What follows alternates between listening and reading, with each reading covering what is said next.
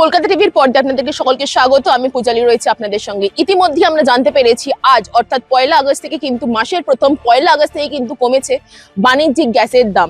যা জানতে পারছি বাণিজ্যিক এলপিজি সিলিন্ডারের দাম কমে হয়েছে 2872.50 টাকা। কিন্তু ইতিমধ্যে আমরা জানতে পাচ্ছি ঘরের স্তর অর্থাৎ ঘরের যে রান্নার গ্যাসের দামের মধ্যে কিন্তু এখনো সেরকম কোনো হেরফের ঘটেনি। কিন্তু খুব শীঘ্রই হয়তো রাজ্য সরকারের পক্ষ থেকে এই ঘরে যে আমরা যে গ্যাস ব্যবহার করি রোজকার জীবনের জন্য সেই গ্যাসের দামও কিন্তু খুব শীঘ্রই কমবে বলে জানা যাচ্ছে।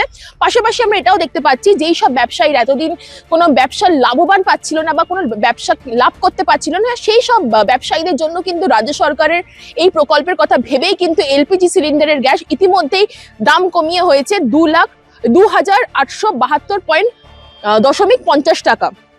প্রতি মাসের প্রথম দিন এলপিজি গ্যাসের সিলিন্ডারের মূল্য পুনর্নির্মাণ হয় বলে জানা যাচ্ছে।